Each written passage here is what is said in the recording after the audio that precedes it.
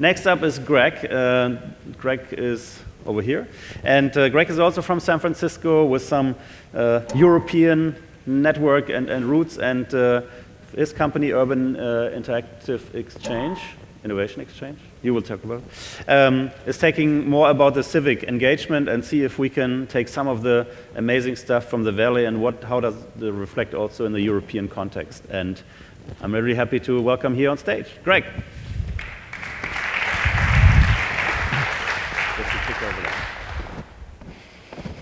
Thank you. What's that? Oh, there we go. Thank you. Thank you very much, Harold, and thank you to the MLOVE team. It's been great to be here. It's wonderful for me to be back in Niedersachsen, in the area. I actually spent some time growing up in Lüneburg, just up the road here. And most recently, I've been in Italy for about 2 months, and in a lot of ways trying to bridge these ideas between a lot of what Peter's talking about in terms of maker cities and advancements, and how we can bring those things to reality around the world in terms of sharing the resources that we have. So I'd like to talk a little bit about soft systems, not software, but soft systems, and how ideas like civic hacking, cultural revolution, and homegrown ideas can really start to impact and improve our cities.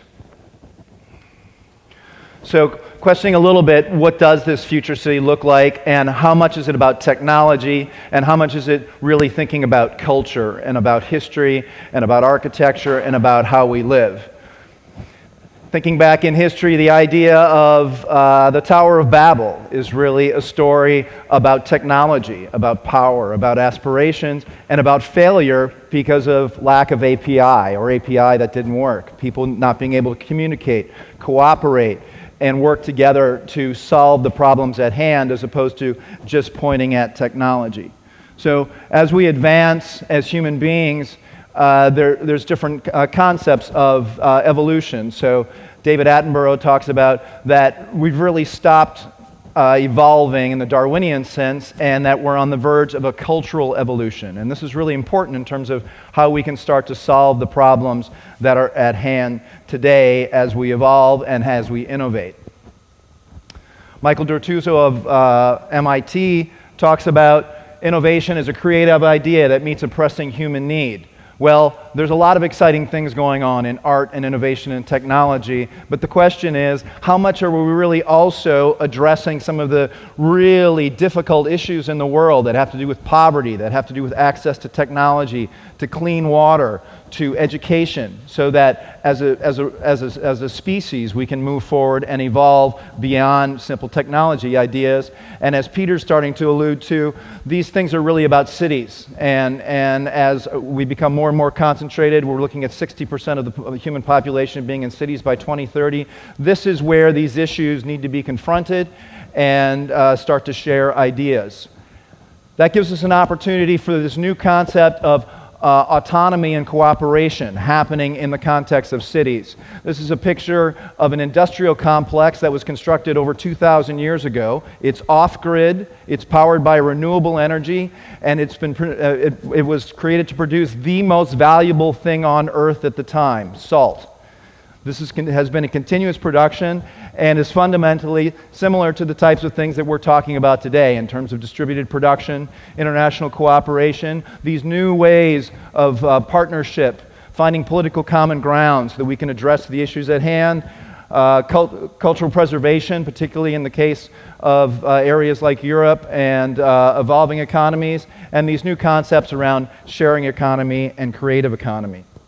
But it's important when we're talking about these cities and what we need and the relationship with technology that a lot of times we go straight to these sort of aspirational ideas of self-actualization or quality development, social capital for cities, when fundamentally we also still need to address these lower level needs, urban planning priorities around infrastructure and materials, going back to these global issues and global problems that are not always being adequately addressed. So we really want to make sure we're prioritizing those things and thinking just beyond the infrastructure and technology. Jeremy Rifkin, in his 2011 book, The Third Industrial Revolution, talks about 5 pillars of infrastructure that are going to be critical to as we move forward. This shift to renewable energy, buildings and sites as power plants, the adaptation to new energy storage, which may be hydrogen, maybe something else, the proliferation of smart grid, and then a shift to a transportation fleet that's based on this sort of energy. That's really the technology infrastructure, the hardware pieces that we need, but we also need to be thinking about these soft systems.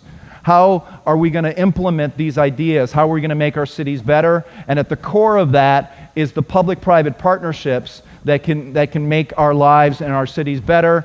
And with that, a lot of these activities that Peter talked about, rapid prototyping, advanced manufacturing, how are we supporting these small companies, the creative culture and creative economy that can drive the improvement of our cities, and other aspects of education and planning and design. I know that there's a lot of discussion around the smart and green resilient city concept, and particularly in Europe, around European funding models and projects that are being supported. A lot of focus on smart cities, particularly with Carlo Ratti's work. Again, a real focus on technology and these gadgets and technology for these smart cities. But it's important to remember that that smart city, green city, is really part of an all-encompassing idea that brings together these ideas, and these public-private partnerships are really what's going to make it happen. Peter gave some great examples of how cities are working with artists and with industry to implement all these other aspects. So as we're moving towards maker cities and smart cities and green cities, this is really what creates these resilient communities, resilient infrastructure, response to catastrophes, responses to shifts in economy. That's the resilience that we need in a rapidly changing world, particularly with the sorts of issues we're dealing with climate change, but also population growth. That resilience is critical, and in order to get to that resilience, we need to be working together to create these phenomena, and to do that, we need to create these innovation ecosystems where large corporations, cities, and small businesses are combining their resources and their talents so that we can arrive at the resilient cities, and to do that, again, working on these public-private partnerships and something we call program-based planning. So events like this, discussions, workshops, small groups, where we're bringing together multidisciplinary folks that are bringing different approaches around design thinking is a bit of a buzzword now, but fundamentally multidisciplinary problem solving that's been going on for a long time through, as Harold mentioned, through the Renaissance and the combination of different disciplines. This sort of approach is really a sort of living systems biomimicry approach to incorporating all these different ideas, and that's a very important discussion right now about how can we learn from living systems and think of our cities as living organisms, and our various districts at different scales as living organisms that are supporting each other from within and sharing resources.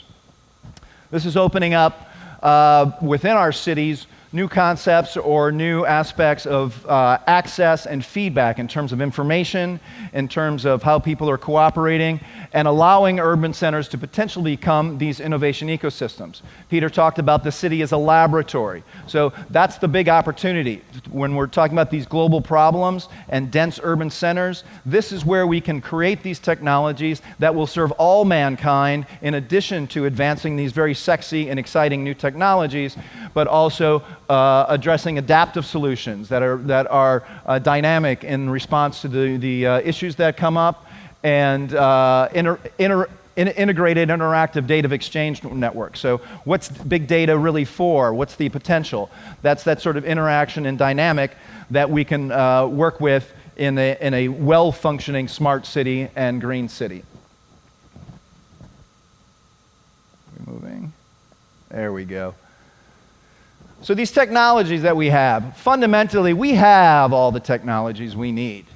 Okay? So it's great, we're moving forward, we're inventing all these new gadgets and all that, but everything we really need, we already have right now. We just need to better use the technology that we have, and fundamentally, the key part has to do with getting people connected, in dialogue, and working together. So This is a big control panel, access panel at the Facebook headquarters in Menlo Park.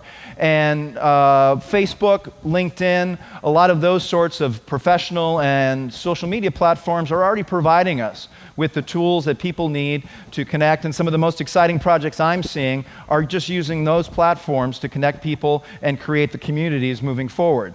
That combined with working with local cities and creativity and organizations and communities like the Burning Man community around the world now to move these projects forward fundamentally through dialogue, through integration and cooperation. In the Bay Area, there's a lot of great examples already of companies that are, companies that are implementing these sorts of ideas. So from Cisco, who is actually represented here at the conference and will be speaking, Meeting of the Minds is a spin-off that's focused on smart cities. Philips is working with cities around the world on smart technologies. Some Free Space and Reallocate are a group in San Francisco that are reallocating and bringing people together in underutilized spaces to create new ideas and support creativity. Across the middle there, we see Silver Spring Networks is a smart grid company that's incorporating a lot of new technologies. Tesla we know about, not just about transportation, but also now really getting serious about energy storage, which was their original scope in the beginning. Getting into sharing economies, Zipcar and Scoot as a scooter sharing. Airbnb, Yurtle, and TaskRabbit, all things around the sharing of these underutilized resources. TaskRabbit is actually people sharing their time and availability to do small tasks for other. The Square technology, allowing people to run their business anywhere and any time without a bricks and mortar area. Peter talked about Tech Shop. The Hub Bay Area is one of the models of co-working, but we know there are now hundreds, if not thousands, of co-working models out there that are always refining and adapting. And on the bottom there, some new education models, giving people access to free education, to top quality education with various organizations. So lots of good examples already out there, and this is indicative of some of the culture in the Bay Area. The Freedom to Fail, represented by FailCom, which is a conference that celebrates and studies failure, and these different aspects of liberation and optimism that's present in the Bay Area, which now we're trying to export and share and trade with other folks. These ideas of not worrying about people stealing your ideas, that's a good sign if people are stealing your ideas, and asking for forgiveness rather than permission when moving forward with these sorts of projects, which is fundamentally the business model of companies like Uber and Lyft and Airbnb. So with our work at UIX, we're trying to bring these sorts of ecosystem ideas and best practices to other areas and bringing together the best practices of the Bay Area. And one of the best and most exciting examples of this is working in the city of San Leandro, which only is in the Bay Area and only about a year or two ago was relatively unknown. And now, thanks to a series of projects that were public-private partnerships, they have a brand new data network. And next year, a major Burning Man artist, Marco Cochran, is going to be bringing his project, Truth is Beauty, to San Leandro, and that's going to be the centerpiece of a new tech campus, which will fundamentally change the image of the city and attract the talent and the know-how needed to help the city shift. Marco's work has a much broader scope, which has to do with empowerment and safety for women around the world. And quoting Richard Tarnas and his great work, Passion of the Western Mind, he talks about how only the opening of the feminine will enable us to integrate, and this new reality is a creative act in itself. So really looking at global trends and problem solving and how we can move forward with that. As I said, I just spent some time in Italy and have some experience in various parts of Europe and the world, and there's a lot of discussion about what the differences are between places like the Bay Area and Silicon Valley, and some of the limitations that we may have in places like Italy, which I think is very representative of some of the European limitations in terms of exposure to open source culture around IP, underutilization of human resources in terms of unemployment of the youth, limited access to international capital that we enjoy in the Bay Area, and then a high aversion to risk. But on the other hand, there's a tremendous history here to be worked with in terms of culture, and unbelievable education, training, and artisanal excellence, strong public financing that can easily replace the private financing that we enjoy in the Bay Area, and a modern infrastructure agenda, which in places like Hamburg is truly amazing. In Italy, they're really focusing on this maker culture. This is an article from the Italian version of Wired magazine, and really focusing on how the makers of Italy, combined with new technologies and their history, can reinvent what the Italian economy looks like.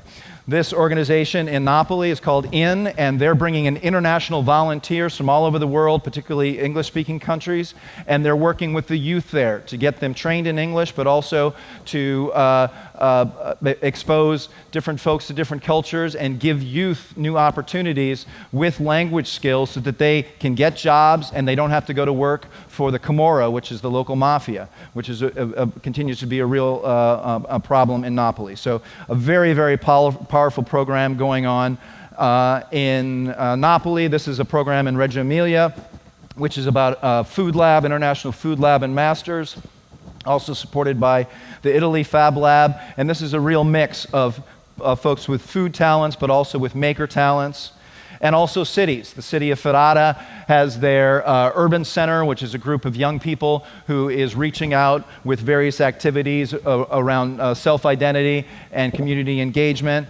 Wunderkammer is a project which is creating free open space for local entrepreneurs to experiment. And Città della Cultura is another group of architects and planners which is helping to activate, in this case, the old Teatro Verdi, so looking for funding to remodel and restructure this so that this can become, again, a cultural center as it was before. And then this is the Spazio Grisù, which is an extremely interesting accelerator space in the city of Ferrara, which includes a new drone company, which is doing cutting-edge drone work, a center for the selling of high-quality and certified Italian food products, and a 3D printing and manufacturing company, which is preserving Italian heritage. So we're trying to bring all these things together, share it with other cultures, and with our projects in the next year, we're going to be looking at how do we create bridges with European countries for doing offshoring of engineering, but also cultural know-how, so that we can make this sort of new approach to soft systems and interaction with the rest of the world a reality to solve these problems that we're dealing with. Thank you. Thank you.